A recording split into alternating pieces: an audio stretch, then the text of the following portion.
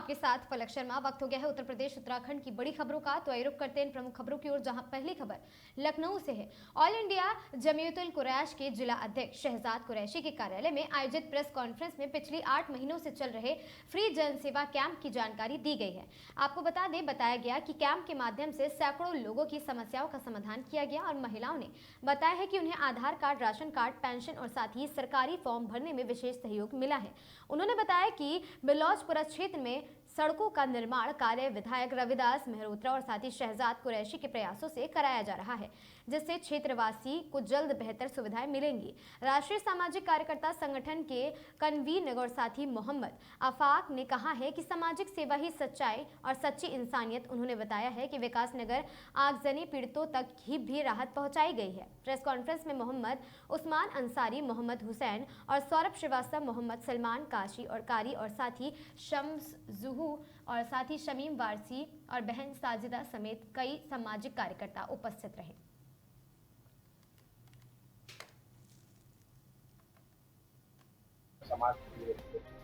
पहले तो मैं आपकी चैनल के माध्यम से सबका शुक्रिया अदा करना चाहता हूं कि जब से मैंने कार्यालय खोला है, कार्यालय खोलने से पहले ही जब से ओपनिंग मैंने करी भी नहीं थी, तो मैंने देखा कि हमारे लोग बहुत परेशान हैं एसआईआर में, कि फार्म लिए खड़े हैं, पेन लिए खड़े हैं, मगर भरे क्या उसमें ये समझ में नहीं आ रहा था। तो ये जनता का दुख और दर्द हमने देखा, तो हमने फ़ौरन यहाँ कैंप लगवाया और वो कैंप कम से कम कितने दिनों चला और कम से कम 7 या 8 हज़ार फार्म हमने भरवाए भी और लोगों का जो है थोड़ा सा परेशानी दूर करी। और क्या-क्या चीज़ें आपने और अभी तक के हमारे कैंप चल रहे हैं, फ्री कैंप जो सरकार की योजना आती है, जैसे आयुष्मान कार्ड है, ई-श्रम कार्ड है, वो लोगों का काम हम करवा रहे हैं। अभी भी कई जगह कैंप लगे हैं जो चल रहे हैं और बस लोगों को जो है राहत पहुंचाने का काम कर रहे हैं। तो हमारे चैनल के माध्यम से समाज के लोगों को क्या कहना चाहेंगे, जो लोग को मतलब ज़रूरतमंद हो, आपके क्षेत्र की जनता को क्या कहना चाहेंगे? मैं आपके चैनल के माध्यम से यही कहना चाह रहा हूँ कि जो भी समस्याएं हमारी पब्लिक की, हमारे लोगों की है, वो जहाँ ज़्यादा से ज़्यादा हम दूर करना चाहते हैं, चाहे वो सड़क का निर्माण हो, चाहे वो कुछ हो। अभी सड़क का निर्माण हमने एक कराया है, दूसरा आज रात में होगा। तो लोगों को हम जो है जितनी लोगों का दर्द दूर हो जाए, इससे बेहतर और कुछ नहीं है, यही हम चाहते हैं। किस माध्यम से आपसे जुड़े हैं आप लोग? भाई, जुड़ने की बात है कि हम अच्छा काम कर रहे हैं, दूसरों की भलाई कर रहे हैं, कि हमें इतनी तकलीफ पहुंची है कि लोग गड्ढे बहुत थे, लोग गिर जा रहे थे, परेशानी बहुत थी। ये सब देख के हम सड़क का निर्माण हमने करवाया और आज ये तीसरी सड़क बन रही है और गलियां कितनी बनवाई हमने। शहबाज अहमद जी, लगातार आप लोगों की मदद करते हैं, लगातार लोगों को जागरूक करते हैं, चाहे समाज के लोग हों, चाहे अन्य समाज के, तो क्या कहना चाहेंगे आप? देखिए, हमारी जो जिद्दोजहद है इस देश के अंदर, ख़ास तौर से जिस राजधानी में मैं रहता हूँ, मेरी हमेशा जो है गरीब, कमज़ोर, पिछड़े, आदिवासी लोगों के लिए ही मैं काम करता हूँ। 30 साल मुझे इस हो गए लोगों की सेवा करते-करते। आज से 2 साल पहले मेरा राब्ता शहजाद कुरैशी साहब से हुआ। मैंने उनमें ये टैलेंट देखा कि ये कुछ करना चाहते हैं। गरीबों के लिए, कमज़ोरों के लिए मदद करना चाहते हैं, चाहे वो राशन का काम हो, कंबल बाँटने का, शुरू से काम कर रहे थे ये। तो मेरा साथ इनका इसलिए कि लोगों की ये सेवा करते हैं, इसलिए मेरा इनका साथ है। और आज से 8 महीने पहले जब एसआईआर की प्रक्रिया शुरू हुई, अक्टूबर के महीने से, उस वक्त से ये ऑफिस खुला हुआ है। एसआईआर के अलावा न जाने कितने काम जनता के यहाँ से हुए। अभी जो इज्तिमाई शादी 25 मार्च को हुई, 10 शादियां, वो भी यहीं पे हम लोग ने पूरी मीटिंग करी, पूरी सिटिंग करी। यहाँ से हमने 10 शादियां इज्तिमाई करवाई। अभी आप देखिए कि PAN card, Aadhaar card, health card, Ayushman card, ration card और जितनी भी सेवाएं जो सरकार की तरफ से आती हैं, वो पक्ष और विपक्ष के चक्कर में जनता को नहीं मिल पाती हैं। उन योजनाओं का हम भंडार लेके आए और वो योजनाएं हमने लोगों को कोशिश करी कि पहुंचे। आप ये देखिए कि इसमें हमारे जो क्षेत्रीय पार्षद है, चाहे वो राहुल मिश्रा हो, चाहे राजू वाजपेयी जी हो, उन्हीं ने भी हमें बहुत सपोर्ट किया है। हमारे किसी पार्टी से लेना देना नहीं है। हमको जिसने सपोर्ट किया, हम उसके साथ हैं। हमारा काम जो है, जैसे कि एसआईआर फार्म, जो भी फार्म, तो राहुल ने और इन लोगों ने कहा कि जो हमारे क्षेत्र में रह रहा है उसको हम बाहर नहीं जाने देंगे। अभी जो SIR के फार्म एकदम कंप्लीट लिस्ट आई, तो मैं पूरी जिम्मेदारी से कह रहा हूं कि हमारा एक भी क्षेत्र का आदमी उस वोटर लिस्ट से बाहर नहीं हुआ और नए वोट जुड़े हैं। खासतौर से मध्य विधानसभा में, पश्चिम विधानसभा में वोटों की, मुसलमानों की संख्या भी बढ़ी है। इसलिए मैं इन पार्षदों को, किसी भी पार्टी से हो, उन्हीं ने निष्पक्ष होकर काम किया है।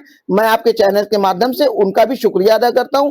बहरहाल अभी आपने देखा ये रोड बन रहा है, ये रोड में भी हम लोग ने बहुत कोशिश की, एप्लीकेशनें दी, रविदास जी से लगातार मिले कि विधायक निधि से आज 5 साल पूरे हो रहे, भाई साहब रोड नहीं बना है। जा जाके हम लोग ने हर तरह से उनको बताया, बात करी, बैठ गए, घंटों बैठ के ऑफिस में शहजाद साहब हम लोग होके आए। अभी 5-6 दिन पहले हम लोग आए हैं, जो ये काम बजरी पड़ना शुरू हुई है। हम ये चाहते हैं कि हमारा जो कार्यालय है जन सेवा केंद्र है, समझ लिए, और ये निःशुल्क है। यहाँ आपको आके 2 रुपए नहीं देना है कि फोटो कॉपी के पैसे देना है या कुछ देना है। लोग आए, अपना काम कराएं। अभी आप देखिए कि तमाम जो टैक्स, हाउस टैक्स थे, बहुत भारी भारी बिजली के बिल थे, हम लोग ने उनके बिल समझ लिए ना के बराबर उनके बिल जमा कराए, हाउस टैक्स की रसीदें थी वो कराए, और जाति निवास सब कुछ हम लोग ने फ्री कराया है। जो उनकी फीस होती थी, शमीम साहब बैठे हुए हैं, इनका भी ऑफिस है, जो फीस वहां लगी, इनका भी बहुत बड़ा सपोर्ट है। शमीम साहब, अख्तर साहब बैठे हुए, इन्हीं ने भी हमारे साथ लगातार करे। हमें शमीम वारसी साहब है, मौलाना साहब है, सलमान साहब है, बहन ज़ैदा है, जितने भी लोग बैठे हैं, सब लोग एक दूसरे को कोऑपरेट कर रहे हैं, काम कर रहे हैं। हम ये चाहते हैं कि आप लोग हमारे शहजाद की आवाज को बुलंद करें, लोग इनके पास आए और अपनी समस्याओं का समाधान करें। इसी के साथ मैं अपनी बात खत्म करता हूं। जय हिंद, जय। खबर सीतापुर से है, जहां स्वच्छ भारत मिशन के दावों के बीच आदर्श नगर पंचायत तंबौर के वार्ड अहमदाबादगंज पूर्वी की हालत बदतर बनी हुई है। करोड़ों की बजट के बावजूद यहां विकास केवल कागजों तक सीमित है और साथ ही मस्जिद जाने वाला मुख्य मार्ग सालों से गंदे पानी में डूबा हुआ है। हल्की बारिश होते ही सड़क तालाब बन जाती है। स्थानीय निवासी सफी अंसारी ने चेतावनी दी है कि जमा पानी और गंदगी से इलाके में महामारी फैल सकती है। एडवोकेट आजम अंसारी के अनुसार अधिशासी अधिकारी और अध्यक्ष को कई बार सूचित करने के बाद भी कोई कार्रवाई नहीं की गई है।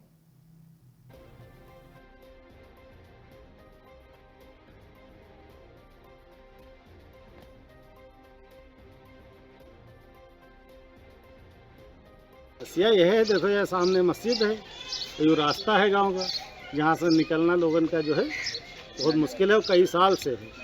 और नगर पंचायत में शामिल भी है, करीब 3 साल से ज़्यादा हो गए, 3-4 साल से, और यहाँ समस्या कोई हल नहीं हो पा रही है। पीछे का रास्ता तो बहुत ख़राब है, पीछे के बस्ती वाले तो कहीं निकले नहीं सकते, तो उन बेचारे जो है पटरा रखे, कोई पत्थर रखे, ऐसे निकल रहे हैं। इस संबंध में नगर पंचायत को सूचित किया आप लोगों ने? नगर पंचायत का मेंबर से कहा जाता है, अपने प्रस्ताव में वहाँ देते हैं, प्रस्ताव तो ये देते रहते हैं, लेकिन जब वहाँ पे सुनवाई हो या जो भी बजट का मामला हो, जो भी हो, लेकिन समस्या बड़ी है, इतना कह सकते हैं।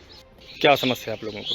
उनका समस्या है कीचड़ के लिए, सबसे ज़्यादा रोड नहीं बनना, 1 साल से ज़्यादा समस्या है। लगभग 1500 आदमी से बड़ा है, और ना तो 4 महीने का पता है, यहाँ लगभग 3-4 महीने से हम देख रहे हैं, ना तो निकल गए देख रहे हैं, ना तो मेम्बर हम देख रहे हैं कहाँ है। और ये जो सफाई कर्मी और वो लोग हवा नहीं देते हैं, चाहती कम लेके कहाँ जाए। आए दिन यहाँ पर मोहल्ले में झगड़ा होता रहा पानी की वजह से, मारपीट हो जाए, कोई समस्या हो जाए कि जिम्मेदार 4 महीने हुए, मेम्बर हुए। नगर पंचायत को सूचित किया इस संबंध में? नगर पंचायत कई चक्कर गए, निकल कुछ नहीं होने वाला। खबर सोनभद्र से है, जहां झाड़ियों में युवक का शव मिलने से मचा हड़कंप। शव मिलने की खबर पर मौके पर जुटी भारी भीड़। इलाके में फैली सनसनीखेज दुर्गंध आने पर अनहोनी की आशंका पर ग्रामीणों ने शुरू की है तलाशी। झाड़ियों में पड़ा शव देख आवक रह गए लोग। सूचना मिलते ही मौके पर पहुंची ओबरा पुलिस और पुलिस ने शव को कब्जे में लेकर जांच शुरू कर दी है। शव करीब 4 से 5 दिन पुराना बताया जा रहा। फॉरेंसिक टीम ने मौके से जुटाए वैज्ञानिक साक्ष्य और शव की हालत खराब होने से पहचान में दिक्कत हुई है। स्थानीय लोग हत्या की जता रहे आशंका। पुलिस ने कहा पोस्टमार्टम रिपोर्ट के बाद होगा मौत के कारणों का खुलासा।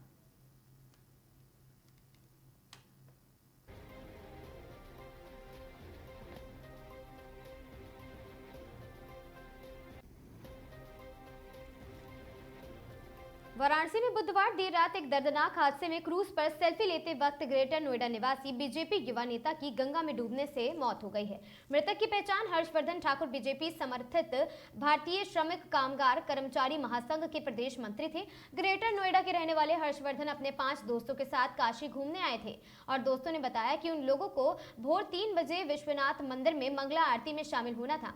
समय बिताने के लिए ये लोग मान मंदिर घाट घूमने चले गए। इसी दौरान मृतक हर्षवर्धन सेल्फी लेने के लिए घाट पर खड़े क्रूज पर चले गए और इसी दौरान पैर फिसलने से गहरे पानी में चले गए। वहां मौजूद गोताखोरों ने हर्षवर्धन को खोजने का प्रयास किया, लेकिन सफलता नहीं मिली। सुबह दोबारा रेस्क्यू शुरू होने पर करीब 8 बजे हर्षवर्धन का गंगा नदी में शव निकाला गया।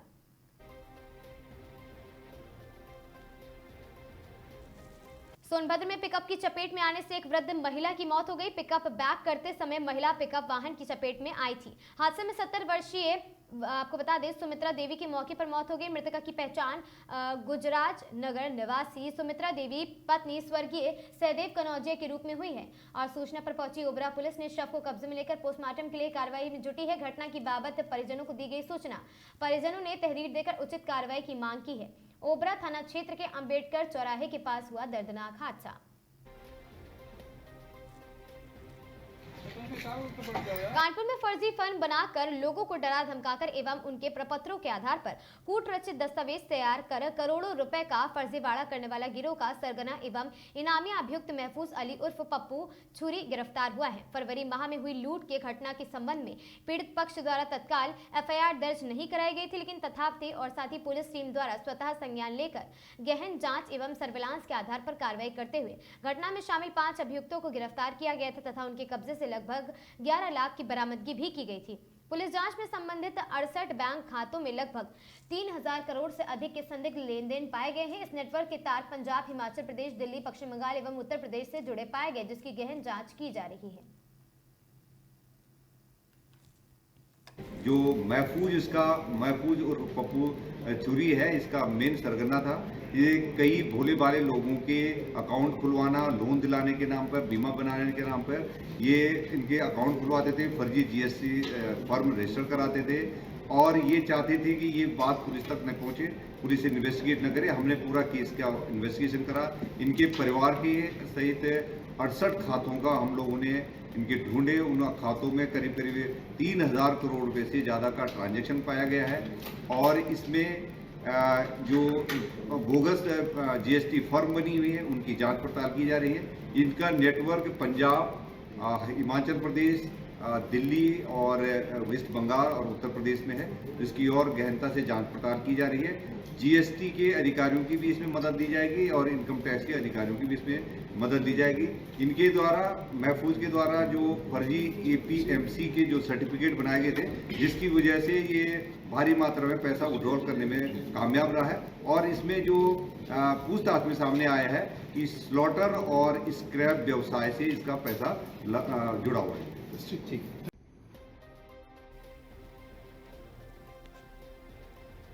जौनपुर पहुंचे गोरखपुर के सांसद रवि किशन और साथ ही आपको बता दें अशफरा जेम्स और साथ ही एएमपी ज्वेल्स के शोरूम के उद्घाटन में मौके पर पहुंचे और जहां उन्होंने पश्चिम बंगाल चुनाव में रोड शो के दौरान बम से उड़ाने की साजिश हुई थी, जिसे सुरक्षा एजेंसियों ने नाकाम कर दिया है। बम लेकर अराजक तत्वों रवि किशन की जनसभा में घुसे होने की बात कैमरे पर मानी। यही नहीं, शुभेंदु अधिकारी के पर्सनल पीए की हत्या पर नाराजगी जताते हुए कहा, माता जी की खिसियाई हुई है और हार मानने के लिए तैयार नहीं है। गोरखपुर सांसद रवि किशन को कलकत्ता चुनाव के दौरान बम से उड़ाने की साजिश थी और साथ ही सुरक्षा एजेंसियों की सतर्कता से टला बड़ा हादसा। कोलकाता गोरखपुर से सांसद और साथ ही फिल्मी अभिनेता रवि किशन को लेकर एक बड़ा सनसनीखेज खबर सामने आई थी। पश्चिम बंगाल में चुनाव प्रचार के दौरान रवि किशन को कथित तौर पर बम से उड़ाने की धमकी की साजिश रची गई थी।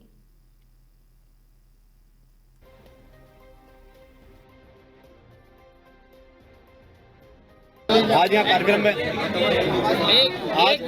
आज यहाँ कार्यक्रम में आए हैं, क्या कुछ कहेंगे? आज यहाँ कार्यक्रम में आए हैं इस तरह के बहुत शानदार जौनपुर में ऐसा शोरूम हम नहीं देखेंगे। सर शुभेंदु अधिकारी जी के पीए को गोली मार दी गई। एएमसी अपनी हार मान नहीं रही है, अपने गुंडों को उन्होंने पूरा छोड़ दिया है। यही उनकी पहचान थी। अब सरेआम उन्होंने अपनी पहचान दिखा दी। एक सवाल और सर, एक सवाल बारिश देखिए, अस्परा एक चूंकि लोकल बॉडी है, इसलिए हम सभी लोगों को इसको प्रमोट करना चाहिए। एक आत्मनिर्भर भारत जैसे प्रधानमंत्री मोदी जी का सपना है। तो पूर्वांचल से निकले भाइयों की कहानी है, सराफ ब्रदर्स की। ये कहानी, ये स्टोरी ये लोगों ने बाहर जाके कोई महसूस नहीं किया। उत्तर प्रदेश में विपरीत परिस्थितियों में भी लोगों ने यहाँ गोल्ड का, डायमंड का, हीरे का कारोबार किया। यही बड़े, कहीं सूरत शिफ्ट नहीं हुए, कहीं मुंबई या लंदन नहीं चले गए, ये लोग यहीं रहे और यहीं बढ़ना चाहते हैं। तो मैं सराफ बंधुओं को दिल से बधाई देता हूँ कि उन लोगों ने ऐसी नक्काशी, ऐसी कारीगरी को लाया है और ऐसी कारीगरी को उत्तर प्रदेश की जनता को दिया, जहाँ पर भगवान के रूप, भगवान राम के रूप, राधा कृष्ण के रूप, देवी देवताओं के रूप अपनी ज्वेलरी के माध्यम से, जो कि आपको, और वो हैंडमेड है। बहुत कम ऐसी ज्वेलरी मैंने नहीं देखा है। मैंने एक अपनी धर्मपत्नी के लिए इनसे राधा कृष्ण की ज्वेलरी की थी, का बहुत बड़ा पैंडेंट। तो मैं ये सारी नक्काशियाँ, ये सनातनी विचारधाराओं को भी काफ़ी उजागर करती हैं और काफ़ी बढ़ाती हैं। मैं उसके लिए इनको दिल से साधुवाद देता हूँ कि इन्होंने भगवान को ज्वेलरी के माध्यम से, सुंदरता से, कि आप पहने भी हो, सुंदर भी लगे और आप भगवान को भी धारण किए हैं। ये अस्परा में मैंने पाया जो एकदम इनको विपरीत रखता है सभी लोगों से। मुझे लगता है अस्परा आप पूरे देश में भी छाने वाली है धीरे धीरे, जिस तरीके से उत्तर प्रदेश में जगह जगह फैल रहा है। महादेव की कृपा देखिए, जो सारे जो शोरूम्स हैं वो जौनपुर तक पहुंच रहे हैं, किस तरीके का बदलाव देखते हैं आप? देखिए, बहुत खुशी होती है। पहले बाहुबली, माफिया ऐसे शब्दों से पूरा उत्तर प्रदेश आतंकित रहता था और व्यापारी यहाँ व्यापार नहीं कर पाते थे, बहन बेटियों की सुरक्षा नहीं हुआ करती। और आज जब योगी महाराज जी की सरकार आई है, डबल इंजन की सरकार मोदी योगी जी की, वहाँ पर व्यापारी अब उत्तर प्रदेश छोड़कर नोएडा की तरफ नहीं जा रहा है, दिल्ली की तरफ नहीं जा रहा है, मुंबई की तरफ नहीं जा रहा है। जौनपुर का व्यापारी जौनपुर में ही पैसा लगा रहा। पहले भी पैसा था, गोरखपुर में भी पहले पैसा था, जौनपुर में भी पैसा था, लोग यहाँ कमाते भी थे, लेकिन पैसा बाहर इन्वेस्ट करते थे। अब ऐसा हो गया कि पूरे 25 करोड़ की आबादी उत्तर प्रदेश में ही अपना भविष्य देख रही है, अपने बच्चों का भविष्य। अभी दुबे जी ने यहाँ पर और सराफ जी ने, अतुल भैया ने यहाँ पर सोचा है, तो यहाँ पर ही लोगों को रोजगार मिलेगा। करीबन 200 से ज़्यादा, 300 से ज़्यादा स्टाफ का यहाँ काम करेगा। सोचिए, 300 अगर काम करते हैं, 400 काम करते हैं लोग, इनडायरेक्टली डायरेक्टली करीबन 500-600 परिवार को लाभ मिलेगा एक शोरूम से। यहाँ पे कितने लोगों को रोजी रोटी भी शुरू होगी। लोकल हमारे बच्चे, हमारी बेटियाँ पढ़ लिख कर यहाँ पे काम करेंगे। हाईटेक अपग्रेड होगा, ज्वेलरी के बारे में उनको नॉलेज होगा और दुनिया में क्या हो रहा है उनको पता चलेगा। तो जौनपुर में रह के इस शोरूम में काम करते अपने आप को अपग्रेड भी करना है, सैलरी तनख्वाह से अपना घर भी चलाना है, माँ बाप के पास भी रहना है। ये तब होता है जब सुरक्षित सरकार होती है। अस्परा का खुलना रोजगार का भी एक माध्यम बहुत बड़ा हो गया। लोकल लोगों को रोजगार भी मिलेगा और हमारे जो जौनपुर के रहवासी हैं उनको ज्वेलरी खरीदने के लिए अब दिल्ली जाना नहीं पड़ेगा, लखनऊ नहीं जाना पड़ेगा, मुंबई नहीं जाना पड़ेगा। सारी jewellery, all those latest designs, वो लोग आके अब जौनपुर में अपने ही घर में ही अपने जनपद में खरीद सकते हैं, जिसके लिए उनको बहुत दूर दराज राज्यों में जाना पड़ता था या दूसरे शहरों में जाना पड़ता था। ये एक बहुत शानदार पहल हुई और मैं चाहता हूं कि और भी जौनपुर में और भी शोरूम, जैसे गोरखपुर चूँकि सीएम सिटी है, महाराज जी का आशीर्वाद, हमारा दुनिया देखा हुआ, तो हम लोग अपने दिमाग से वहाँ दिन रात मेहनत करके उस शहर को आज ऐसा बना दिए कि वो नज़ीर पेश कर रहा है। मैं चाहूँगा आने वाले समय में जौनपुर भी इसी तरह एक नज़ीर पेश करे। उसका आगाज़ आज अस्परा शोरूम के साथ हुआ है और ऐसे बहुत अनगिनत शोरूम और हर क्षेत्र में जौनपुर आ गया है। मुझे सबसे ज़्यादा खुशी होगी इस बात में। संसद जी, अब थोड़ा सा ट्रेंडिंग स्टेट तक चलते हैं। पश्चिम बंगाल में सरकार बन चुकी है, आपने खुद वहाँ रोड शो किया, आपके रोड शो में भी जिस तरीके से हंगामा हुआ, आप खुद वहाँ पर मौजूद थे। और इस समय एक तरफ ममता बनर्जी कह रही है मैं इस्तीफा नहीं दूंगी, उनकी जो सांसद है साइनी घोष करती। जौनपुर में अपराधियों के खिलाफ पुलिस का अभियान लगातार जारी है। 2 दिनों की संयुक्त पुलिस टीम ने मुठभेड़ के दौरान एक शातिर अपराधी को घायल अवस्था में गिरफ्तार किया है। आरोपी के कब्जे से तमंचा, कारतूस और मोटरसाइकिल बरामद की गई है। जौनपुर के मछली शहर क्षेत्र में थाना मीरगंज और साथ ही थाना पवारा पुलिस की संयुक्त टीम ने बड़ी सफलता हासिल की है और देर रात पुलिस और बदमाशों के बीच हुई मुठभेड़ में एक शातिर अपराधी घायल अवस्था में गिरफ्तार किया गया। जानकारी के मुताबिक वरिष्ठ पुलिस अधीक्षक कुंवर अनुपम सिंह के निर्देश में अपराधियों की गिरफ्तारी के लिए चलाए जा रहे अभियान के तहत पुलिस टीम कुंवरपाल तिराहे पर चेकिंग कर रही थी। तभी मुखबिर से सूचना मिली कि एक बदमाश अवैध हथियार के साथ इलाके में गुजरने वाला है। सूचना मिलते ही पुलिस टीम सतर्क हो गई। इसी दौरान चिंताव की तरफ से एक मोटरसाइकिल सवार युवक आता दिखाई दिया। पुलिस को देखकर उसने बाइक मोड़कर भागने का प्रयास किया, लेकिन बाइक फिसलकर गिर गई और गिरफ्तार अभियुक्त की पहचान मोहम्मद उमर पुत्र सुहेल अहमद निवासी चोरसंड थाना गरा बादशाहपुर के रूप में की गई है। और साथ ही पुलिस के अनुसार आरोपी के खिलाफ हत्या के प्रयास, आर्म्स एक्ट, एनडीपीएस एक्ट और आबकारी अधिनियम समेत कई गंभीर मुकदमे पहले से दर्ज हैं। जा रही थी। इसी क्रम में मुखबिर खास के दौरान आकर बताया गया कि चेताव मोड़ पर एक व्यक्ति एक बिना नंबर प्लेट की गाड़ी के साथ खड़ा हुआ है। दोनों पुलिस टीम के द्वारा जब मौके पर जाकर देखा गया तो एक अपराधी किस्म का व्यक्ति एक बिना नंबर प्लेट की गाड़ी के साथ खड़ा हुआ था और पुलिस को देखकर ही उसने भागने का प्रयास किया। पुलिस टीम के द्वारा जब उसको आत्मसमर्पण के लिए कहा गया तो उस व्यक्ति द्वारा आत्मसमर्पण न करते हुए जान से मारने की नियत से पुलिस टीम पर फायर किया गया। इस क्रम में थानाध्यक्ष मीरगंज के द्वारा आत्मरक्षार्थ फायर किया गया, जो कि उसके पैर में गोली लगी। मौके पर जाकर जब चेकिंग किया गया, उसकी जामा तलाशी ली गई तो पाया गया कि उसके पास से एक 315 बोर का अदद देशी तमंचा और एक खोखा कारतूस, 2 जिंदा कारतूस प्राप्त हुए। उक्त व्यक्ति के द्वारा अपना नाम Umar son of Suhail Ahmad, Mohammad Umar son of Suhail Ahmad, उम्र 31 वर्ष, निवासी चोरसन, थाना गोरा बादशाहपुर बताया गया। अभियुक्त को तत्काल ही CHC मछली शहर ले जाया गया। उसका क्राइम रिकॉर्ड जब चेक किया गया तो पाया गया कि उसके पास पूर्व से 9 मुकदमे पंजीकृत हैं। मौके पर शांति व्यवस्था कायम है एवं अग्रिम विधिक कार्रवाई प्रचलित है। खबर उन्नाव से है, जहां निजी स्कूल के कार्यक्रम में अपर्णा यादव ने की है शिरकत। महिला आयोग की उपाध्यक्ष अपर्णा यादव का बयान सामने आया। अपर्णा यादव ने पश्चिम बंगाल में हुई हत्याओं की निंदा की। लोकतंत्र की हत्या करने का जिसने प्रयास किया आज वो सत्ता से बाहर है। अपर्णा यादव ने कहा, गंगा से गंगा सागर तक कितना जरूरी है। अपर्णा यादव ने कहा, टीएमसी की सरकार में वहां विकास कार्य नहीं हुआ है और टीएमसी की सरकार में कितनी अराजकता, उदासीनता है, सब जानते हैं। और साथ ही उन्नाव जिला अस्पताल का निरीक्षण करने पहुंची यूपी राज्य महिला आयोग अध्यक्ष अपर्णा यादव ने मीडिया से बातचीत में कांग्रेस राहुल गांधी पर बोला हमला। और साथ ही केरला में कांग्रेस की सरकार बनी तो वहां पर कांग्रेस पार्टी ने ईवीएम की चोरी की है। और साथ ही अपर्णा यादव ने कहा, और साथ ही सरकार व चुनाव आयोग के बारे में इस पर हास्यास्पद बयान दिए हैं। पॉइंट नंबर 2 जो है, केरला में कांग्रेस की सरकार बनी तो वहाँ पे ईवीएम की चोरी क्या कांग्रेस पार्टी, इस तरीके की हमारी बातें सरकार के बारे में और जो है इलेक्शन कमीशन की पूरी प्रक्रिया के बारे में बहुत हास्यास्पद है। एक सीजन्ड पॉलिटिशियन की तरह उनको अपनी हार स्वीकार करनी चाहिए और जो हाल हो रहा है कांग्रेस पार्टी का, आने वाले समय में ऐसा ना हो जाए कि खत्म ही हो जाए ये पार्टी, ऐसा भी कुछ आसार लग रहा है। राहुल गांधी जी को अपने विवेक से काम करना चाहिए और अपनी पार्टी पर ध्यान करना चाहिए। इस प्रकार की बयानबाजी करने से बचना चाहिए।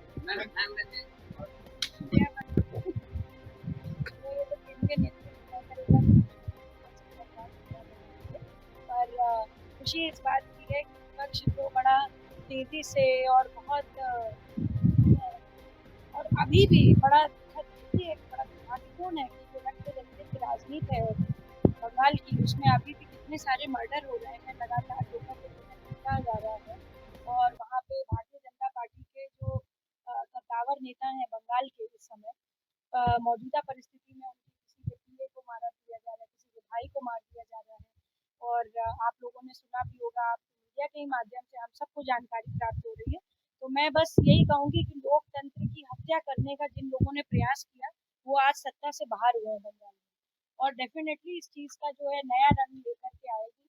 बीजेपी का जो मूल मंत्र रहा है सबका साथ सबका विकास, और मैं कहूँगी कि गंगा से गंगा सागर ज़्यादा महत्वपूर्ण, तो गंगा सागर तक का आप रास्ता देख लीजिए कितना खराब है। टीएमसी की सरकार वहाँ 15 साल तक रही और कितनी अराजकता और कितनी उसके प्रति जो है एक तरह से उदासीनता रही कि वहाँ का रास्ता ही नहीं बनवा पाए। जैसे हमारी सरकार उत्तर प्रदेश में आई और राम मंदिर बन गया और उसके लिए सुप्रीम कोर्ट का भी मैं बहुत धन्यवाद देती हूँ। वैसे ही मैं समझती हूँ आदरणीय प्रधानमंत्री जी जरूर जो है गंगा सागर तक का भी रास्ता मजबूत कर देंगे, जिससे सनातनियों को वहाँ जाने में आसानी होगी। तो 2045 तक मुझे लगता है पूरा जो भारत है वह एक राष्ट्र के रूप में बहुत बड़ी एक सुपर पावर के रूप में उभरेगा। और जो आदरणीय प्रधानमंत्री जी का जो विजन है विकसित भारत का, वो हम सबको पूरा होते हुए दिख रहा है और उस समय तक पूरा हो सकता है।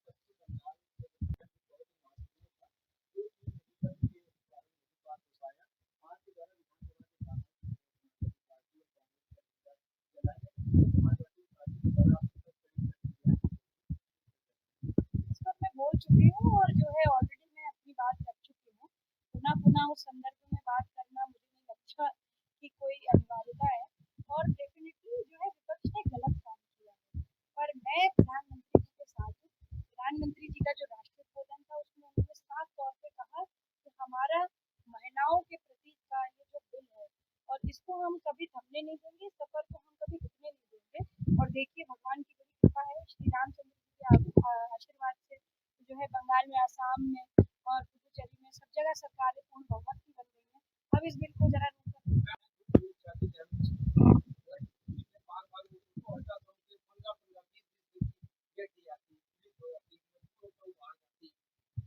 देखिए, मैं जो ये हमारी समस्या है इसके बारे में मैंने पिछली बार भी बोला था और इस पर बड़ा निर्देशित किया था कि हम जो है महिलाओं को ऐसी डेट ना दें।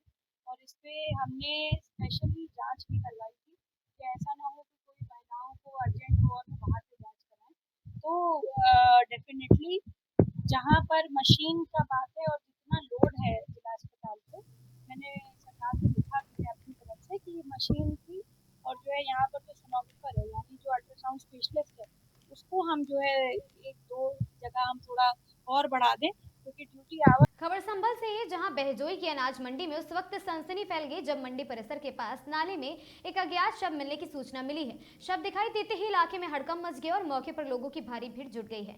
सूचना मिलते ही कोतवाली पुलिस व फॉरेंसिक टीम मौके पर पहुंची और जांच पड़ताल शुरू कर दी। पुलिस ने शव को नाले से बाहर निकलवाकर कब्जे में लिया है। फिलहाल मृतक की पहचान नहीं हो सकी है। पुलिस ने शव को पोस्टमार्टम के लिए भेज दिया और आसपास के लोगों से पूछताछ की और मामले की गंभीरता से जांच में जुट गए हैं। खबर महोबा से है, जहां भाजपा जिलाध्यक्ष मोहन लाल कुशवाहा के नेतृत्व में उत्तर प्रदेश के उप मुख्यमंत्री का जन्मदिन श्रद्धा, उत्साह और जनसेवा की भावना के साथ धूमधाम से मनाया गया। इस अवसर पर भाजपा कार्यकर्ता एवं समर्थकों ने एकत्र होकर उप मुख्यमंत्री के उत्तम स्वास्थ्य, दीर्घायु और प्रदेश की निरंतर प्रगति की कामना की।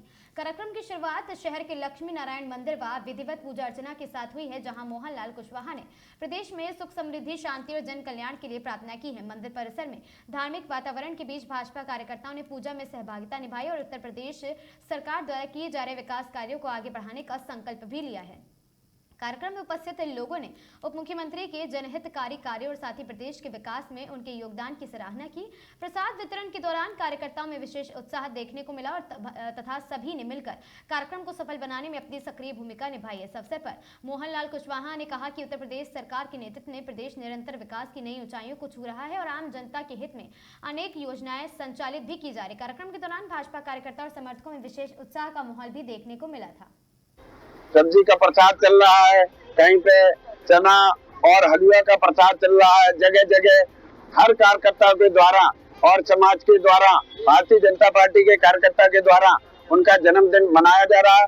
भव्य तरह से पूरे प्रदेश में जन्मदिन मनाया जा रहा है और हम सभी पूरे प्रदेश की जनता जनार्दन के तरफ से मैं ऐसा ईश्वर से कामना करता हूं कि उनकी लंबी उम्र, दीर्घायु के लिए ईश्वर से प्रार्थना करता हूं कि वो पूरे प्रदेश की जनता जनार्दन के लिए इसी तरह से मजबूती से जैसे भी खड़े रहते हैं, हर वक्त उनकी समस्याओं के लिए सुनते हैं और जनता जनार्दन का दरबार लगाते हैं। ऐसे हमारे माननीय डिप्टी सीएम केशव प्रसाद जी के जन्मदिन के उपलक्ष्य में पूरा जनता पूरी तरह से संतुष्ट है, खुश है और ऐसे उनके जन्मदिन के उपलक्ष्य में हम लोग यहाँ महोबा में लक्ष्मी नारायण मंदिर के पास भंडारा, हलवा और चने का प्रसाद के रूप में चढ़ा के भंडारा किया जा रहा है। सभी जनता जनार्दन को प्रसाद के रूप में बांटा जा रहा है। तो हम सभी लोग उनके दीर्घायु के लिए पुनः बहुत बहुत हम प्रभु से कामना करते हैं कि उनकी दीर्घायु हो, स्वस्थ रहे, लंबे हमारे शौर्य केशव मोर, हमारे शौर्य केशव मोर, हमारे शौर्य केशव मोर, हमारे शौर्य केशव मोर, हमारे शौर्य केशव मोर। भारतीय जनता पार्टी जिंदाबाद जिंदाबाद, भारतीय जनता पार्टी जिंदाबाद जिंदाबाद, भारतीय जनता पार्टी जिंदाबाद जिंदाबाद। आज आपके द्वारा जन्मदिन मनाया गया क्या? उत्तर प्रदेश के यशस्वी उप मुख्यमंत्री माननीय केशव प्रसाद मौर्य जी के जन्म दिवस के अवसर पर आज महोबा जनपद के लक्ष्मी नारायण मंदिर में सभी समाजसेवी और भारतीय जनता पार्टी के कार्यकर्ताओं द्वारा लक्ष्मी नारायण मंदिर में माननीय केशव प्रसाद मौर्य जी के जन्म दिवस मनाया जा रहा है, जिसमें सभी लोगों ने मिलकर के प्रसाद वितरण और सभी लोगों ने माननीय केशव प्रसाद मौर्य जी के दीर्घायु की कामना की। और हम लोग महोबा की जनता और नगरवासियों की तरफ से माननीय उप मुख्यमंत्री जी को दीर्घायु होने की हम कामना करते हैं और प्रभु से यही प्रार्थना है कि आपका कार्यकाल और ही उज्जवल भविष्य हो। इसी के साथ मेरी उनके जन्म दिवस के अवसर पर हार्दिक शुभकामनाएं, बधाई।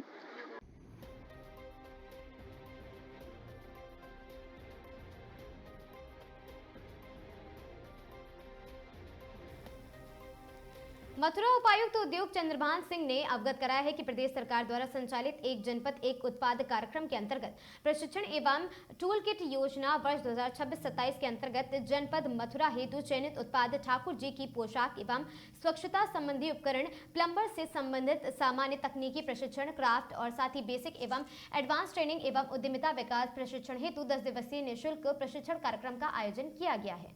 और साथ ही आपको बता दें कि प्रशिक्षण के उपरांत प्रशिक्षार्थी को मानदेय प्रमाण पत्र एवं उन्नति किस्म के टूल किट भी प्रदान किए जाएंगे।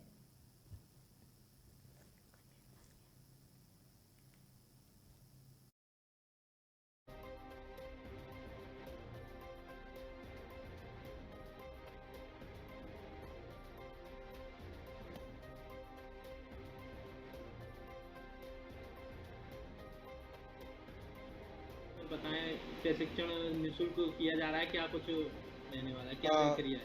एक जनपद एक उत्पाद जो ODOP योजना है, जिसके अंतर्गत जनपद मथुरा में 2 उत्पाद का चयन है। एक ठाकुर जी की पोशाक और दूसरा उत्पाद हमारा स्वच्छता संबंधी उपकरण है। इसके अंतर्गत 10 दिवसीय प्रशिक्षण के लिए हम लोगों ने आवेदन पत्र आमंत्रित किए हैं, जिसमें जो भी आवेदक होंगे जब उनका चयन कर दिया जाएगा तो उन्हें 10 दिवसीय प्रशिक्षण दिया जाएगा।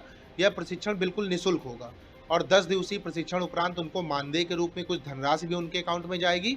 इसी के साथ जिस विधा में वो प्रशिक्षण लेंगे उस विधा से संबंधित उनको टूल किट निःशुल्क उपलब्ध कराई जाएगी। जैसे ठाकुर जी की पोशाक है तो ठाकुर जी की पोशाक में सिलाई से संबंधित उपकरण उनको दिए जाएंगे। उसी तरीके स्वच्छता संबंधी उपकरण उनको दिए जाएंगे, जिसका प्रयोग करते हुए वो अपना खुद का रोजगार शुरू कर सकते हैं।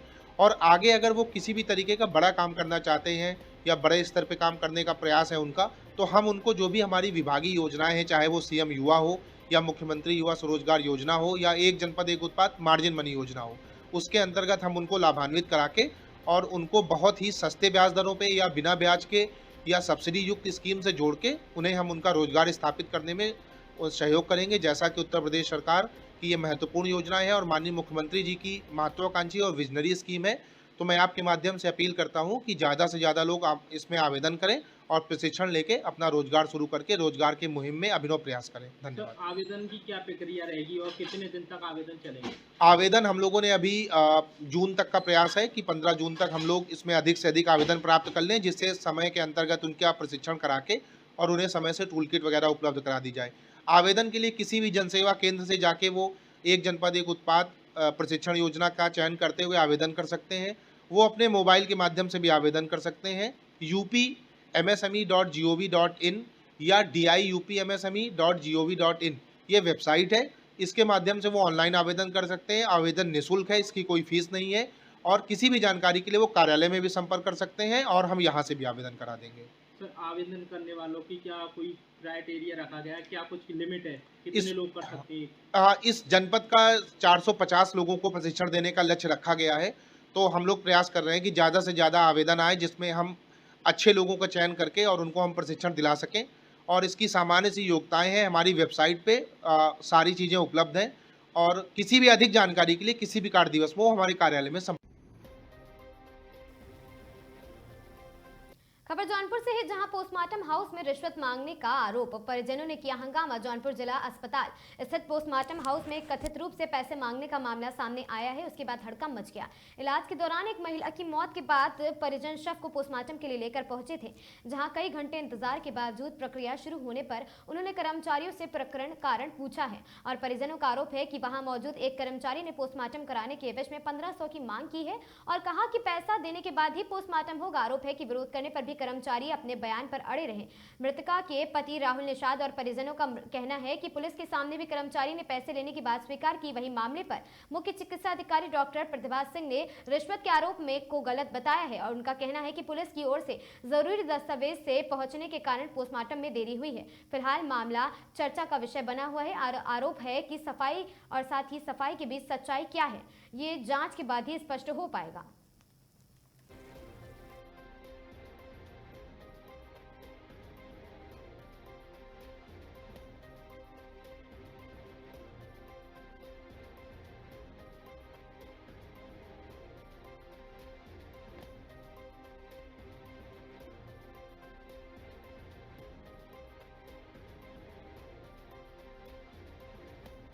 और निषाद, यहाँ क्या मामला है यहाँ मुद्दा घर पे? मामला यह है कि हम लोग 2-2:15 बजे यहाँ पर आ गए थे, तो नंबर लगा था, मालूम नहीं कितना नंबर था, तो ये लोग बताए नहीं। तो अंकल गए बात करने के लिए, तो उन्होंने 1500 का डिमांड किया। तो उन्होंने कहा मेरे पास 1500 नहीं, फिर भी मैं 500 आपको देता हूँ। तो वही विवाद में वो लोग 2 गाड़ी से भाग गए। किसके नाम पे पैसा भागे? वो बॉडी के नाम से बोल रहे थे कि पैसा दो तो पोस्टमार्टम करता हूँ। कौन है जिसका शव है वो आपको क्या लगता है? कौन? मृतक कौन है? वो मेरी पत्नी है। उन्हीं का पोस्टमार्टम होना है? जी जी। उन्हीं के नाम पे पैसा मांगा है? जी। ये नहीं बताया किस लिए पैसा मांग रहे थे? नहीं नहीं। कितना पैसा मांग रहे थे? 1500 रुपये का डिमांड किए थे। आप पैसा हमको दिए थे? आपने मांगे थे? हम मांगे थे आपसे पैसा? नहीं मांगे थे आप? हम सो रहे थे। हम मांगे थे। तो मांगे कब थे? हम लेटे थे, मांगे कब थे? अरे हम बैठ के आप कर रहे थे। कहाँ? हम देखिए गाड़ी हमारे पास है। दिखाओ हमारा वीडियो दिखाओ। ये मतलब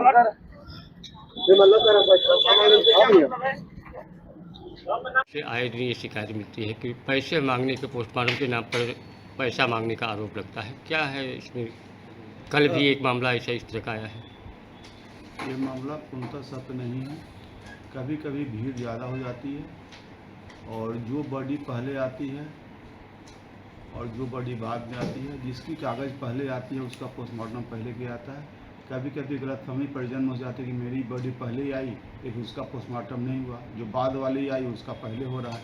इसी कारण से कुछ भ्रम की स्थिति हो के लोग आरोप लगाते हैं। कल एक बॉडी आई थी एक महिला की प्रसूता की, जिसमें ये आरोप लगाया गया कि 1500 रुपये वहाँ पोस्टमार्टम करने के नाम पर लिए गए, मांग रहे हैं और वो 500 रुपये देने को तैयार था। उस समय 112 पुलिस भी तत्काल मौके पर बुला भी गई थी। ये सब मेरे भी संज्ञान में आया था कि 1500 रुपये मांगा जा रहा है। मैं वहाँ फ़ोन भी किया था, वहाँ के जो फार्मासिस्ट है, ऐसी कोई बात नहीं थी। उनका उसमें कमेटी के द्वारा होना था, पैनल के द्वारा होना था। उसमें हमारे 2 डॉक्टर पर डे लगे रहते हैं। तीसरे डॉक्टर जो फोरेंसिक एक्सपर्ट थे 2 बजे तक वो ओपीडी किए। डीएम साहब का विजिट था, उन्हीं का इंतजार कर रहा था। उसी कारण देर हो रही थी, तो इसलिए लोग ऐसे आरोप लगा रहे थे।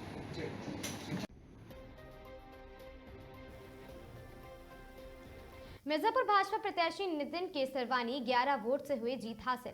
आपको बता दें, स्थानीय नगर पालिका परिषद के वार्ड संख्या 36 बुंदेलखंड सदस्य पद के उपचुनाव में भारतीय जनता पार्टी के प्रत्याशी नितिन केसरवानी ने जीत दर्ज की है। मतगणना पूरी होने के बाद घोषित अंतिम परिणाम में भाजपा प्रत्याशियों को 709 मत प्राप्त हुए हैं।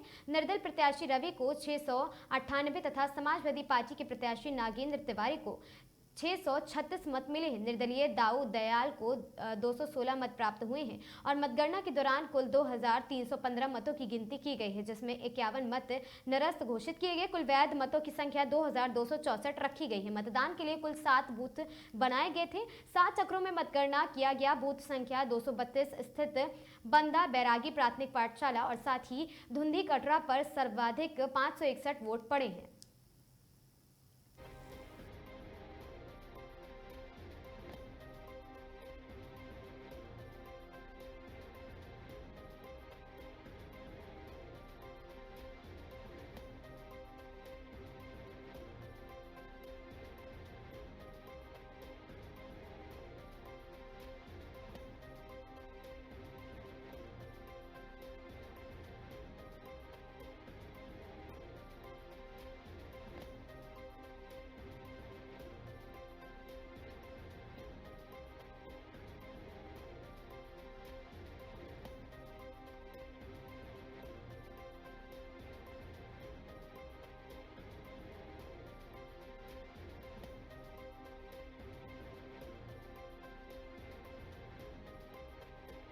किस पार्टी से आपने जीत की है, कितने वोट से जीते, क्या कहेंगे? भारतीय जनता पार्टी से मैंने जीत की है, 11 वोट से मेरा विजय हासिल हुई है। तो अब जीत हो गई है, क्या पहली प्राथमिकता क्या होगी वार्ड के लिए? ये जो वार्ड की जनता ने चुना, ये भारतीय जनता पार्टी की जीत है, ये वार्ड की जनता की जीत है। और मेरे पिताजी बुंदेलखंडी वार्ड के सभासद भाजपा के थे, उन्होंने जो कार्य किया उनका बीच में निधन हो गया, और उनका जो अधूरे कार्य को है हम बड़ी मेहनत करके और बड़ी लगन के साथ वार्ड में कार्य कराएंगे, जिससे वार्ड की जनता प्रसन्न होगी और भारतीय जनता पार्टी हमेशा जीत के शिखर पे आगे बढ़ती रहेगी। ओके, ठीक है, चलिए।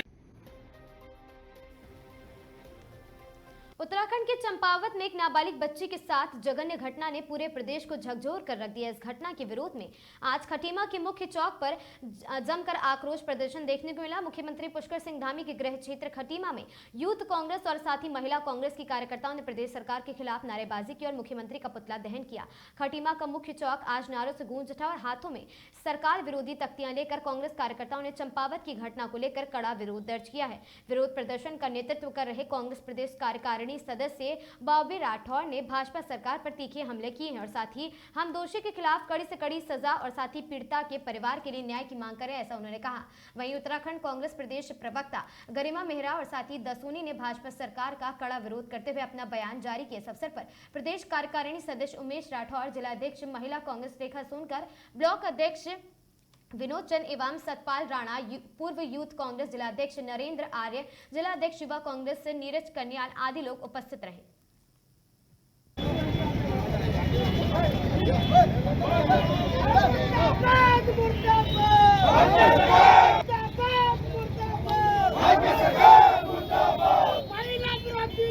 भारतीय जनता पार्टी की सरकार जब से इस प्रदेश के अंदर आई है, आप देखेंगे लगातार महिलाओं पे उत्पीड़न हो रहे हैं, महिलाओं के साथ अन्याय हो रहा है, महिलाओं के साथ बलात्कार हो रहा है और पूरे प्रदेश के अंदर महिलाएं त्राहिमाम हो रही हैं। कहीं ना कहीं आप देखेंगे, चाहे अंकिता भंडारी का मामला हो और कल आप देखेंगे चंपावत में, जो कि सीएम साहब का विधानसभा क्षेत्र है, वहाँ पर एक बेचारी बेटी का, जो 16 वर्ष की कम आयु की बेटी थी, उसका वहाँ पर 3-4 लोगों ने मिलकर उसका बलात्कार किया। उसके दोनों हाथ बांधकर उसको कमरे में बंद रखा और जो बलात्कारी है वो बलात्कारी आप अंकिता भंडारी से देखेंगे। और कल जो चंपावत में जो महिला के साथ, जो बिटिया के साथ जो अन्याय हुआ है, उसमें भी भारतीय जनता पार्टी की जो मंडल का उपाध्यक्ष है उसका नाम आ रहा है। आप देखेंगे, आज मैं जब उठा, सुबह अखबार मैंने जब पढ़ा और सोशल मीडिया के माध्यम से जब मैंने देखा, तो उसमें ये जो आरोपी है उनकी इतनी ताकत है कि वो लोग जाकर पुलिस थाने के अंदर जाके गुंडागर्दी कर रहे हैं। और जो पीड़ित पक्ष है वो अपना एफआईआर लिखवाने के लिए वहाँ गए थे और क्रॉस केस करने के लिए जो आरोपी लोग हैं उन लोगों ने वहाँ पर पीड़ित पक्ष के साथ भी बदतमीजी करी। आखिर इतना दुस्साहस और ऐसी कौन सी ताकत है उन। चंपावत की घटना ने रोंगटे खड़े कर दिए। किस नाम से पुकारे जाते हैं हमारे मुख्यमंत्री पुष्कर सिंह धामी? धाकड़ धामी। अपराधियों के मन में कितना डर है कि थर-थर कांप रहे हैं उत्तराखंड के अपराधी धामी के नाम से। उनकी खुद की विधानसभा में एक मासूम नाबालिग बच्ची को हवस का शिकार बना दिया 3 लोगों ने, जिसमें एक व्यक्ति भाजपा का नेता बताया जा रहा है। मैंने वो वीडियो देखी जिसमें हाथ पांव बंधे हुए हैं उस बच्ची के और चाकू की नोक पर उसके साथ दुष्कर्म किया गया। वो कराह रही है दर्द से जब पुलिस प्रशासन उसको रेस्क्यू करने के लिए पहुंचा। लेकिन हम उत्तराखंडियों को क्या, हम तो बहुत मोटी खाल के हो चुके हैं, हमें फर्क नहीं पड़ता, क्योंकि भाजपा का तो आए दिन इस तरह का वाकया निकल कर आता है। कोई ये पहली बार का वाकया थोड़ी है, पहली बार थोड़ी हुआ है कि कोई भाजपा नेता किसी दुष्कर्म में जुड़ा हो। मेरा गला बैठ गया बताते बताते आप लोगों को। इनके मंडल अध्यक्ष छोटी छोटी नाबालिग बच्चियों को हवस का शिकार बना रहे हैं, इनके दुग्ध संघ अध्यक्ष, इनके पार्षद, इनके ओबीसी प्रकोष्ठ के सदस्य, किसी को नहीं बख्श रहे। हम महिला अपराध में नंबर 1 बन गए एनसीआरबी में। नेशनल क्राइम रिपोर्ट ब्यूरो कह रहा है उत्तराखंड नंबर 1 बन गया महिला अपराध में।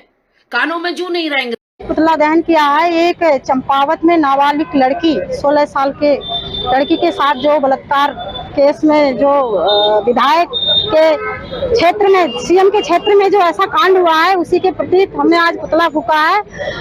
और हम ये पूरे देश प्रदेश को एक संदेश देते हैं कि ये धामी सरकार में घिनौना हो रहा है, डबल इंजन की सरकार में। और ये धामी अच्छा जो कहती है कि हम भाजपा सरकार ये कहती है कि हम सम्मान, तो ये कहाँ से है? ये तो अपमान हुआ। एक महिला को अंकिता भंडारी हुई या वो आज जो कल जो 16 साल की लड़की का साथ बलात्कार हुआ है, तो ये कहीं ना कहीं ये भाजपा सरकार से मिले जुले जो उसके पार्टी के जो कार्यकर्ता हैं वो एक वहाँ से ताकत मिल रही है जो ये घिनौना अपराध कर रहे हैं। चंपावत में 16 वर्षीय नाबालिग बालिका के साथ भाजपा मंडल उपाध्यक्ष द्वारा कथित सामूहिक दुष्कर्म की घटना ने देवभूमि में आक्रोश की लहर पैदा कर दी है। इस जघन्य अपराध के विरोध में आज एनएसयूआई और साथ ही युवा कांग्रेस के कार्यकर्ताओं ने ऋषिकेश के कोयल घाटी पर एकत्र होकर भाजपा सरकार के खिलाफ जोरदार प्रदर्शन किया और पुतला भी दहन किया। जाटव ने कड़ा प्रहार करते हुए कहा कि जब सत्ता से जुड़े लोग ही रक्षक की जगह भक्षक बन जाए तो आम जनता न्याय की उम्मीद किससे करेगी। अंकिता भंडारी मामले में अगर समय रहते ठोस कार्रवाई हुई होती तो आज चंपावत जैसी हृदय विदारक घटना देखने को ना मिलती। युवा कांग्रेस विधानसभा अध्यक्ष रवि थापा और साथ ही महानगर अध्यक्ष हिमांशु कश्यप ने सरकार पर केवल बयानबाजी करने का भी आरोप लगाया है।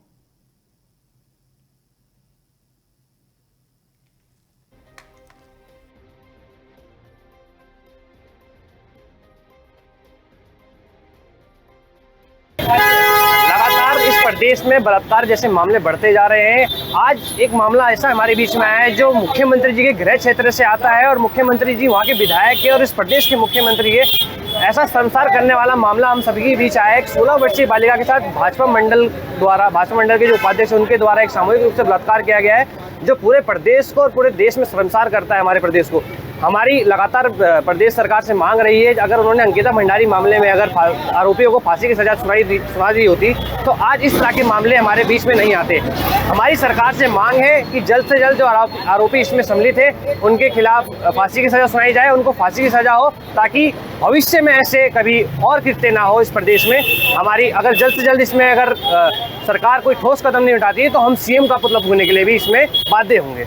आज हमारे द्वारा भाजपा सरकार का पुतला फूका गया है जिसमें हमारी मांग रही है कि उन आरोपियों को जो मंडल के उपाध्यक्ष है उनको फांसी की सजा सुनाई जाए ताकि भविष्य में ऐसे कृत्य ना हो।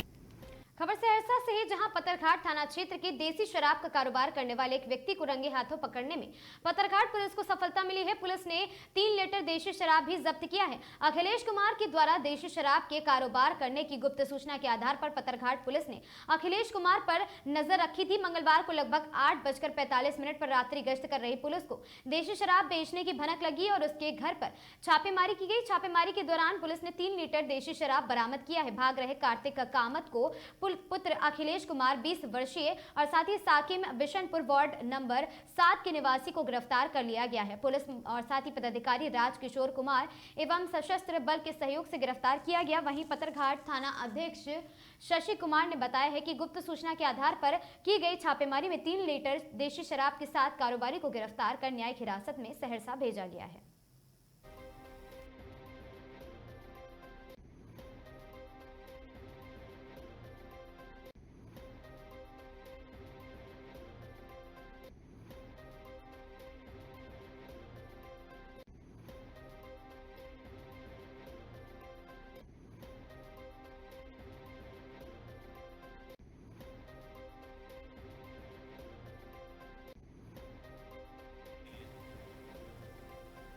खबर कोटा से है जहां एसएसबी मेडिकल कॉलेज अस्पताल के बाहर कांग्रेस का जारी धरना।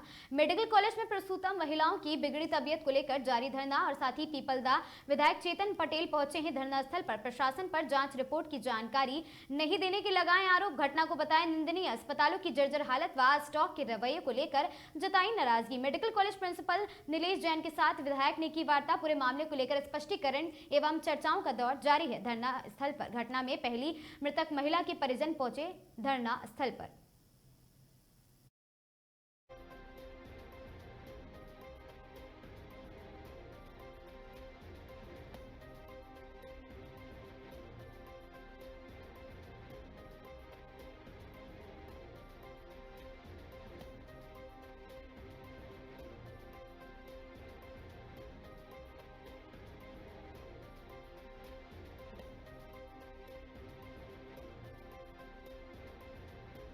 आप देख रहे हैं आगाज टाइम्स और अभी हम खड़े हुए हैं न्यू मेडिकल अस्पताल में जैसे कि तेजी से एक वीडियो वायरल हुआ था जहां पर न्यू मेडिकल अस्पताल में प्रस्तुताओं की तबीयत बिगड़ गई थी। एक इंजेक्शन लगने के बाद उनकी किडनी पर इफेक्ट पड़ा था, पेशाब बंद हो गया था। उसके बाद एक की कल डेथ हो गई थी और एक की आज हो गई। बाकी जो और प्रस्तुता है उनकी तबीयत अभी फिलहाल खराब है, उनको डॉक्टर की निगरानी में रखा जा रहा है। यहाँ पर सुबह से भाजपा के मंत्री विधायक यहाँ पर आए हुए हैं और यहाँ परिजनों से भी मुलाकात करी। परिजनों ने उनको पूरी पीड़ा बताई अपनी, और उसके बाद अब यहाँ पर विधायक चेतन पटेल जो कि देहात के हैं वो यहाँ पर पहुंच चुके हैं। और इसके अलावा यहाँ के जिला अध्यक्ष देहात के वो भी यहाँ पर है। इसके अलावा कांग्रेस के कई यहाँ पर कार्यकर्ता और नेता यहाँ पहुंचे और वार्तालाप कर रहे हैं कि भाई जो प्रस्तुताओं की मौत हुई है उनके मुआवजे की मांग भी ये रख रहे हैं। और कहीं ना कहीं देखा जा रहा है कि जिस प्रकार से यहाँ पर जो इलाज के लिए अभी आप हमारे सामने देख रहे हैं कि इलाज के लिए यहाँ पर काफी परिजन हैं और परिजनों के साथ यहाँ पर कांग्रेस के नेता भी यहाँ पर मौजूद हैं। और आप देख रहे हैं यहाँ पर नईमुद्दीन गुड्डू भी यहाँ पर हैं और इसके अलावा कांग्रेस के जो दिग्गज नेता हैं वो भी यहाँ पर हैं। तो अभी वार्तालाप चल रही है। अब देखना ये होगा कि इस मामले को लेकर नया रूप क्या आया है और क्या बात है। हमारे साथ देहात जिला अध्यक्ष मनोज जी, उनसे हम बात करते हैं। क्या कहना है सर आपका इस मामले को लेकर? पिछले 2 दिन के अंदर 2 मौतें प्रस्तुताओं की हुई है मेडिकल कॉलेज के अंदर। एक बहुत गंभीर विषय है कि 6-7 जो एडमिट है उनके पिछले 48 घंटे से यूरिन नहीं आ रहा है, यूरिन पास नहीं हो रहा। उसके तहत आज सारे कांग्रेस कार्यकर्ता इकट्ठे होकर यहाँ के जो मेडिकल कॉलेज के प्रिंसिपल है उनसे मुलाकात करी और क्या कारण रहे, किस वजह से ये सब कुछ हुआ, उसके एक तो कारण ढूंढने और जो दोषी है उनके खिलाफ कार्रवाई करें। अभी तक यहाँ पर बीजेपी के कई नेता आ गए, मंत्री भी आ गए और वार्तालाप भी चली, आश्वासन भी हुए। अब क्या आगे निकल के आ रहा है?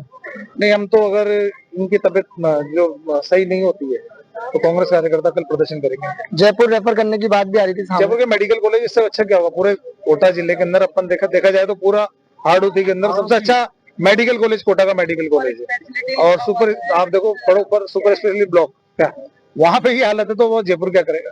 जयपुर जाने की स्थिति में पेशेंट ही नहीं है। अभी आपकी बात हुई होगी यहाँ के जो अधिकारी है, हमारी जो मेडिकल कॉलेज के प्रिंसिपल उनसे बात हुई, उन्होंने कोई एक टीम गठित करी है डॉक्टर्स की, अच्छे डॉक्टर्स की। वो देख रहे हैं क्या कारण है, क्या है क्या नहीं और किन कारणों से हुआ। और जो या तो कोई गलत इंजेक्शन लगा या कोई पेन किलर गलत दी या क्या इन्फेक्शन रहा, ब्लड गलत चढ़ गया क्या रहा, जिसकी वजह से 2 मौतें हुई है। और जो दूसरी महिलाएं हैं उनके यूरिन क्यों पास नहीं हो रहा, उन्होंने एक टीम बनाई। अब देखते हैं क्या रिजल्ट आता है सुबह तक। और तो हमारी जो हमने कांग्रेस कार्यकर्ताओं ने मिलकर प्लानिंग कर ली, हम प्रदर्शन करेंगे। प्रदर्शन करने के अलावा कर सकते हैं डॉक्टर का काम करेगा। दबाव तो बनाना पड़ेगा प्रशासन पे। नहीं, वही मरते जा रहे धीरे-धीरे। प्रदर्शन के नाम से प्रदर्शन हम विपक्ष वाला तो प्रदर्शन नहीं करेगा कोई। हमको डॉक्टर्स के ट्रांसफर तो करने से रहे नहीं भाई, डॉक्टर्स का ट्रांसफर करने से तो हम रहे नहीं। कोई दूसरे डॉक्टर हमारा विपक्ष के लोग क्या करेंगे? दबाव बनाएंगे। जिस तरह से अभी डॉक्टरों की आपकी बातचीत हुई है, अभी क्या सामने आ रहा है? आए थे अभी खाना पूर्ति करने और वो खाना पूर्ति करके चले गए।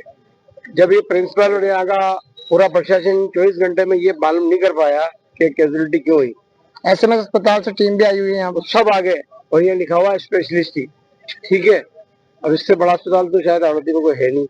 और जिससे हम बात कर रहे थे वो प्रिंसिपल था यहाँ का, उसका बिहेव भी ठीक नहीं होगा। ये जनप्रतिनिधि MLA साहब आ गए जो राजस्थान सरकार के जनप्रतिनिधि होते हैं, उसके बावजूद भी 15-20 मिनट में वो भी हम नाराज हुए। वो खुद ही आएगा तब वो यहाँ चल गया है। इनके कोई फर्क नहीं पड़ता, कोई भी मरे या दिन में 4 मरते 24 मरते हैं, सारे मरीज एक ही तरीके के हैं।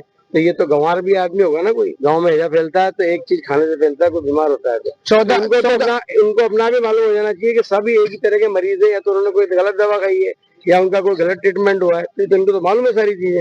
ये छुपाने प्रशासन इनको बचा रहा है।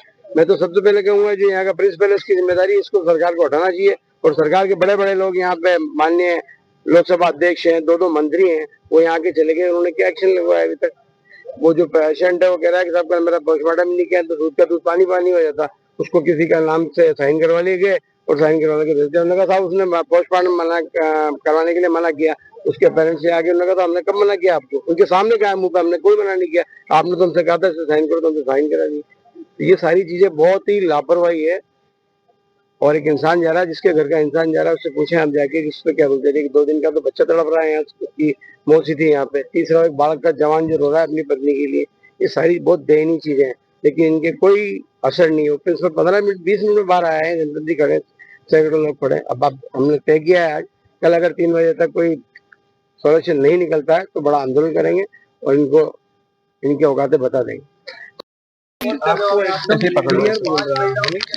कि हम जबरदस्ती बिल्कुल नहीं भेजेंगे, हमारे पास में पूरे साधन हैं, हम इलाज करने के लिए तत्पर हैं।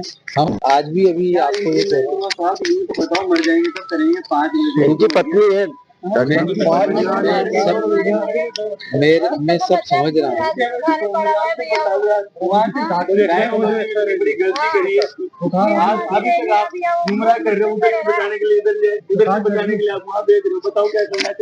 इधर वो व्यवस्था नहीं थी, उस व्यवस्था इधर है, इसलिए हम इधर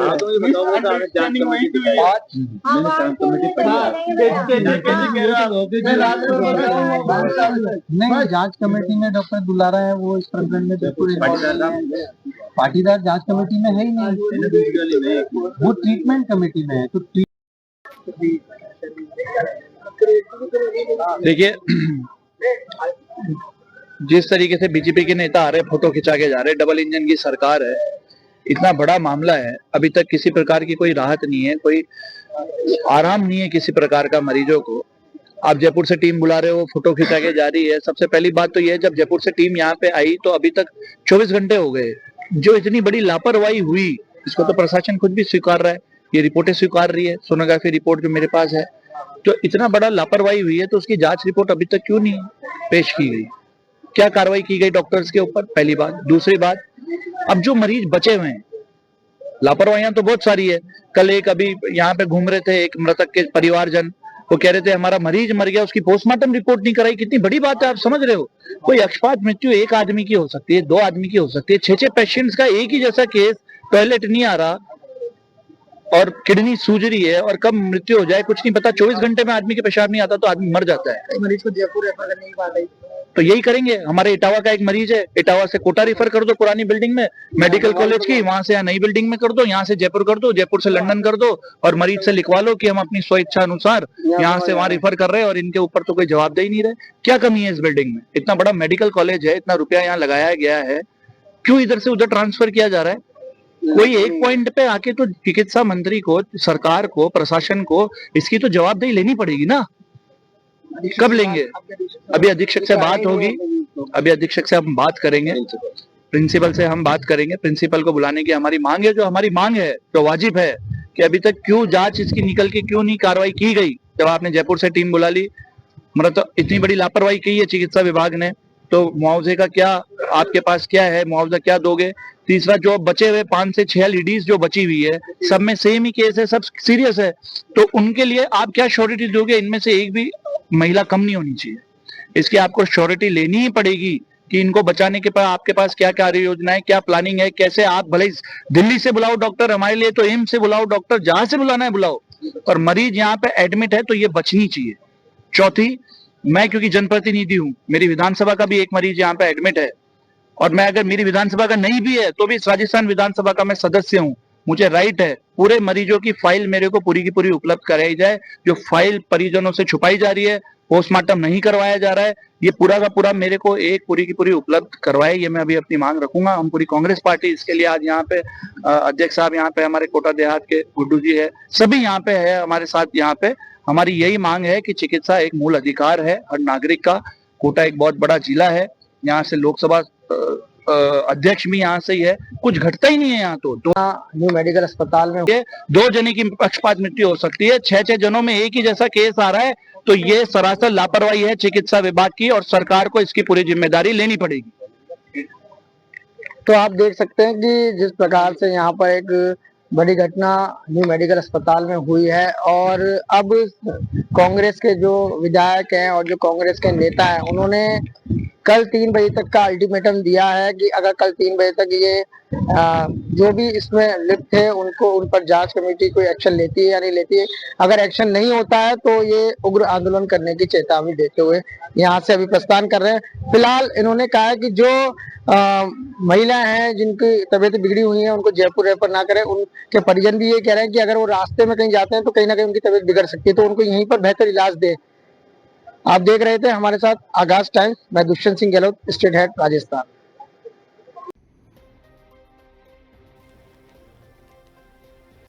आपको बता दें अगली खबर कोटा से निकलकर सामने आ रही है, जहां लायंस क्लब इंटरनेशनल प्रांत 3233 E2 का नवा प्रांतीय अधिवेशन खुशियों की गूंज थीम के साथ झालावाड़ रोड स्थित एक निजी होटल में उत्साहपूर्वक संपन्न हुआ है। लायंस क्लब कोटा एवं लायंस क्लब कोटा साउथ के संयुक्त तत्वाधान में आयोजित इस अधिवेशन में प्रांत के 142 क्लबों ने 1200 से अधिक लायंस सदस्यों ने भाग लिया और साथ ही दिवंगत संस्थाओं को श्रद्धांजलि अर्पित की गई तथा बेटी बचाओ गो ग्रीन और बड़ों का सम्मान जैसे विषय पर बैनर प्रस्तुत किए गए।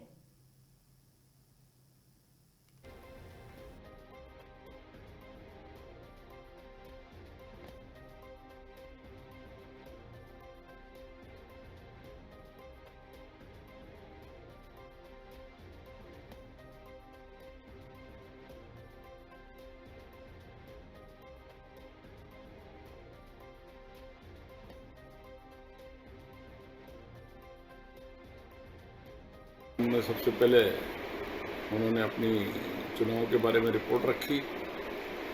चुनाव के बारे में जो चुनाव से संबंधित थे, नॉमिनेशन ऑफिसर, इलेक्शन ऑफिसर, सबने अपने अपने उसके बारे में बताया कौन कौन चुनाव लड़ेगा, कौन कौन नहीं लड़ेगा, किस किस से नॉमिनेशन दाखिल किए हैं, किस किस के नहीं किए। उसमें वीडीजी सेकंड के लिए जितेंद्र मित्तल मंदसौर से थे और कविता मिंडा वो भी मंदसौर से वीडीजी सेकंड के लिए कैंडिडेट थी।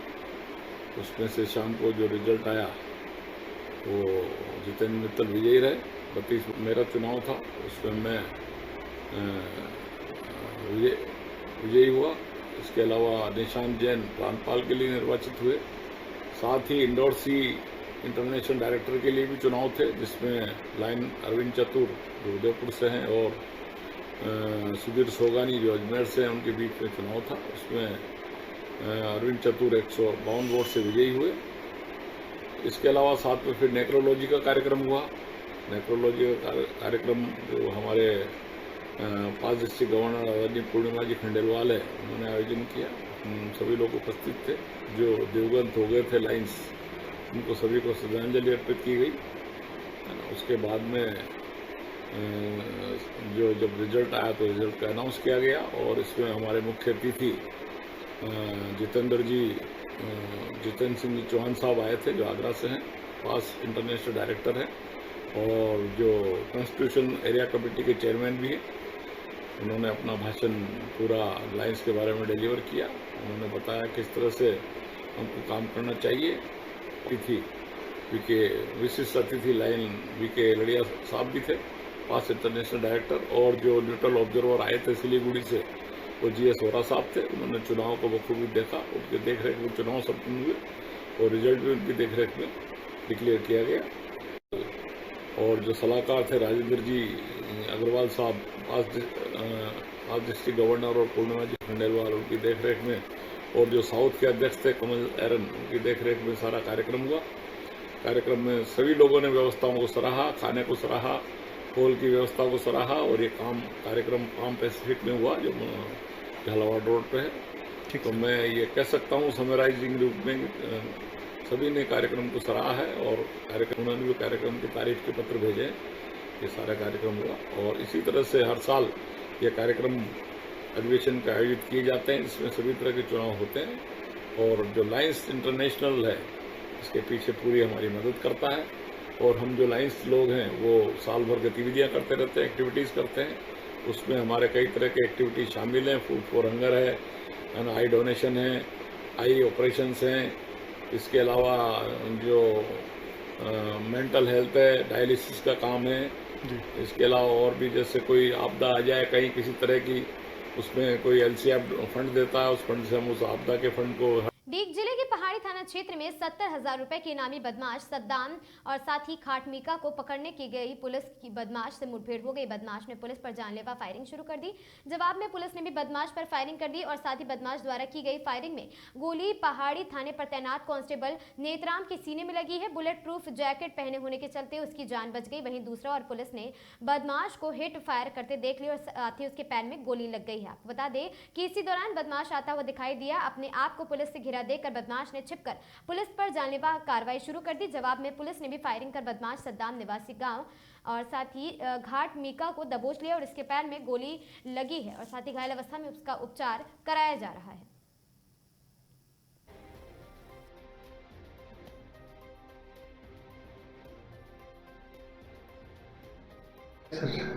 जय हिंद। कल रात कार्रवाई करते हुए डी पुलिस ने एक बड़ी कामयाबी हासिल की है।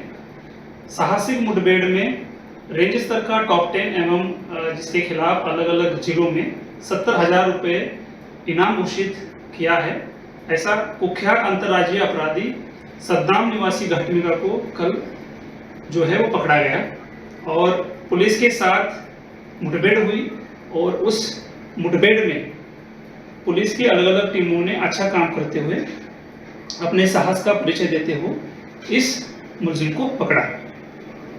ये जो आरोपी है इसकी सूचना हमारे साइबर सेल का कांस्टेबल नेत्राम को थी कि ये जो अपराधी है ये धीमरी से घाटमीका की तरफ जो है वो बिना नंबर की मोटरसाइकिल पर जो है वो सवार है और जा रहा है और उसी के अनुरूप हमारी जो टीमें एसएचओ पहाड़ी है उसमें इंस्पेक्टर राम नरेश है और साथ में हमारे आरपीएस प्रोफेशनल नरेश, इनके साथ मिलकर और डीएस टीम और साथ में साइबर सेल से नेत्राम, इन्होंने प्लानिंग बनाकर जो है इसमें कार्रवाई के लिए इन्होंने शुरुआत करी। ये जो आरोपी है इसने पुलिस को देखकर गाड़ी से भागने का प्रयास किया और इसने बाद में पुलिस के ऊपर फायरिंग करनी शुरू कर दी आड़ में।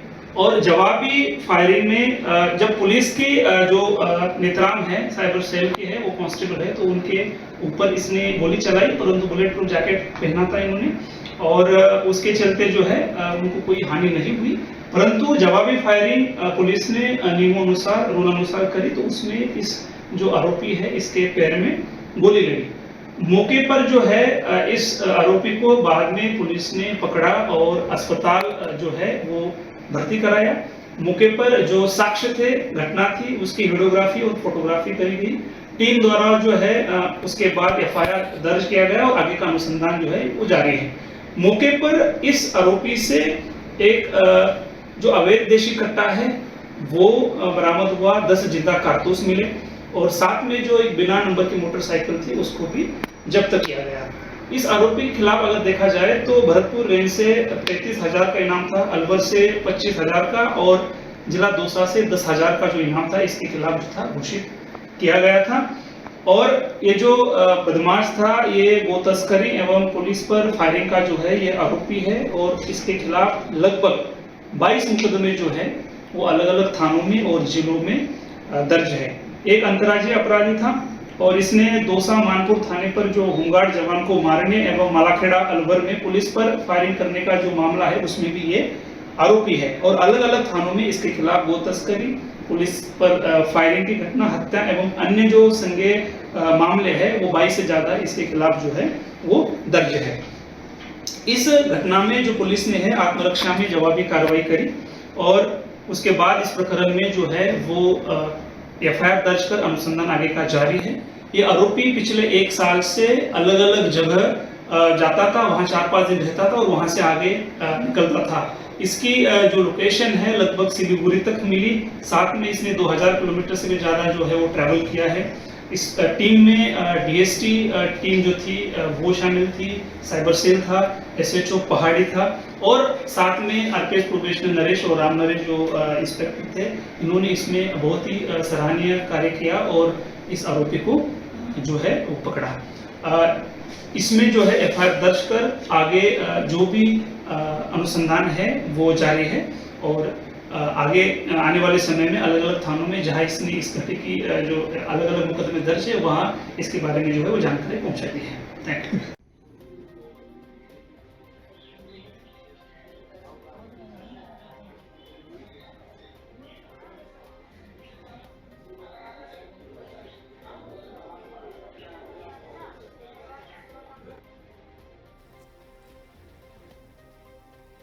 इन खबरों में आज के लिए बस इतना ही। ऐसी खबरों से लगातार जुड़े रहने के लिए बने रहें हमारे साथ और देखते रहें आगाज टाइम्स।